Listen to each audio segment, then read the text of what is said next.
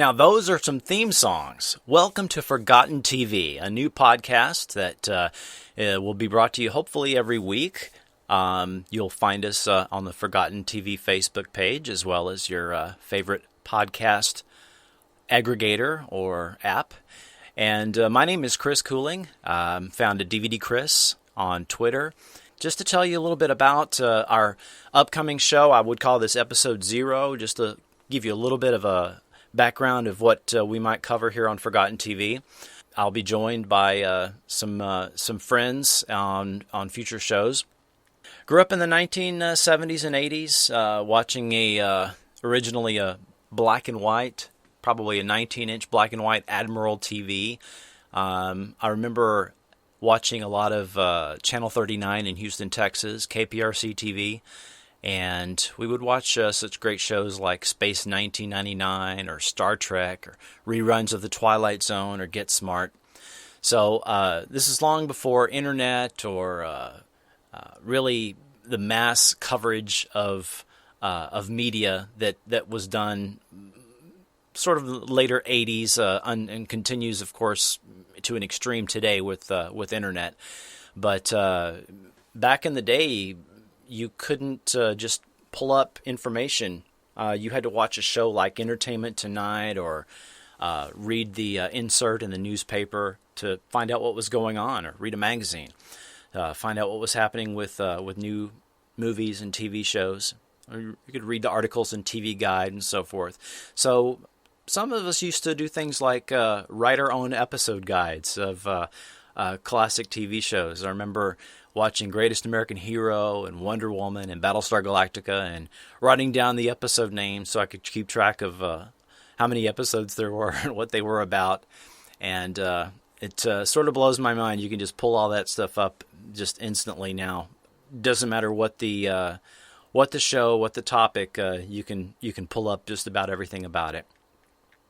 But TV used to have some great theme songs, didn't it?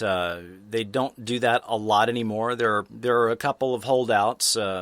Recent shows like Mad Men and I guess Law and Order still have some great instrumental themes.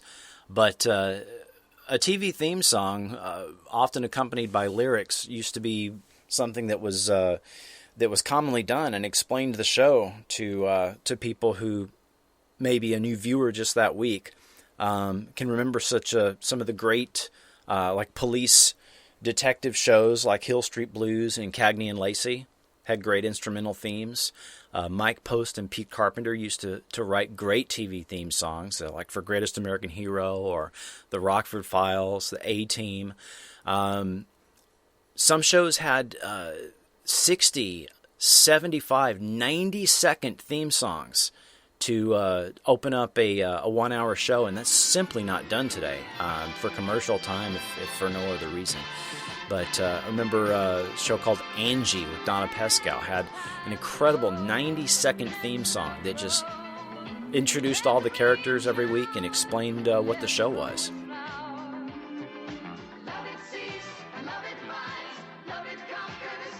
Upcoming topics that we can discuss on Forgotten TV, outside of specific TV shows that obviously we'll be talking about. Remembering the greatest or the great voiceover actors for TV. Remember the announcers for ABC and other networks. Such announcers like Ernie Anderson used to be the great voice of ABC with This Is the Sunday Night Movie. Tonight. Excuse me.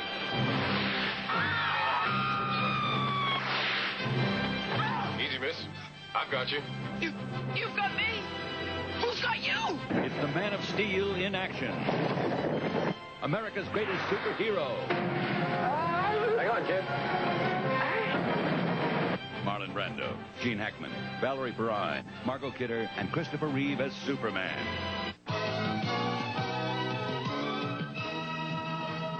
Danny Dark, who provided the voiceover for Superman, for the Super Friends in the 70s, and did a lot of TV announcing work. He's got X-ray vision. I feel like a peeping Tom. And it's driving him crazy. Is this a come on or what? They can't resist the powers of Matthew Starr Friday. I'd like to talk about some of Gene Roddenberry's forgotten TV movies of the 70s and 80s. I mean, a lot of people remember he worked on The Lieutenant in the 60s and a couple of other shows outside of Star Trek, but I'm recalling shows like Genesis 2 and Planet Earth, which were attempts to launch another sci-fi TV series, a show called The Questor Tapes, and another show called Spectre. So we'll talk about what all those were about. Remember the great fall TV network campaigns that networks used to do in the fall? Especially, I remember NBC and ABC used to put on some really great campaigns. Coming on strong, come on along to the place where you belong. Come on along with ABC. We're reaching out, it's you and me. Come on along with ABC. Come on along with ABC. We're reaching out, it's you and me. Come on along with ABC. We can talk about the interstitials that they used to run in the afternoons and on Saturday morning, such as In the News. In the news, what went up may begin to come down. When oil prices shot sky high, there was economic panic in many countries. Now some people are afraid oil prices may come down. We'll be back with oil prices in the news. And Schoolhouse Rock. As your body grows bigger, your mind must flower. It's great to learn. Because knowledge is power. It's Schoolhouse Rockin', the chip on the block of your favorite Schoolhouse Rock. There was a lot of weird stuff on Saturday mornings. I'm remembering a bunch of Sid and Marty Krofft shows that were, and typically it was from them or Ruby Spears Productions. Stuff like Bigfoot and Wild Boy. Out of the great Northwest comes the legendary Bigfoot, who 8 years ago saved a young child lost in the vast wilderness and raised that child until he grew up to be Wild Boy.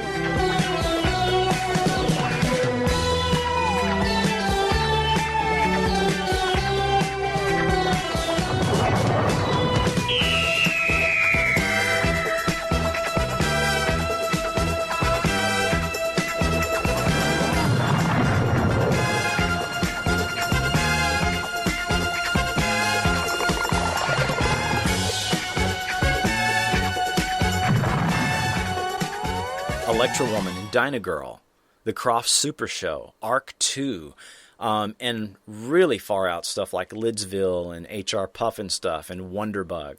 We'll be talking about all of that. And there were some forgotten TV shows based on movies. I mean, for every MASH or Highlander the series, there was Logan's Run or Planet of the Apes, Starman, or War of the Worlds. We'll be talking about all of those. There was some great time travel shows in the 70s and 80s, and slightly before. Shows like Voyagers, The Time Tunnel, TV movie called Time Express. We'll be talking about how The Fugitive was a prototype for tons of shows, everything from Lucan to Starman, Incredible Hulk. Lots of shows had the fugitive element added to it.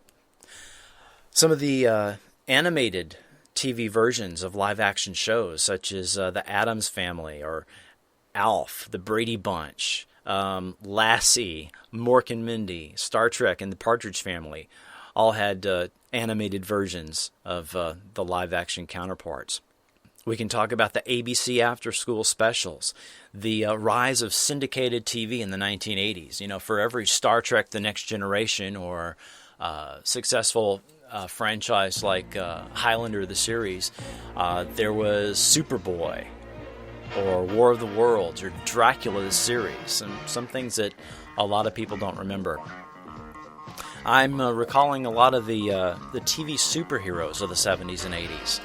A lot of people remember The Greatest American Hero, but what about My Secret Identity or Misfits of Science, The Man from Atlantis? the TV version of Spider-Man, or the Shazam and Isis Hour. We'll be talking about what that's all about. And looking at some of the TV guides and looking at the schedules of specific years. Some of TV's more outrageous vehicles, like the sci-fi RV on Arc 2, or the tricked-out semi on the Highwayman, or the Street Hawk motorcycle, or the Lamborghini that Automan used to drive, what we used to call the cursor car. So there's a lot of topics that we can discuss outside of specific TV titles, and hope to be bringing you some of those topics in the near future.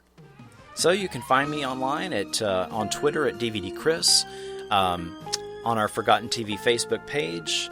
I'm also a co-host of the Walnut Grove Cast, another podcast where we discuss the Little House on the Prairie TV series, and occasionally I'm a guest on VHS Rewind. So tune in next time, and I hope to see you soon.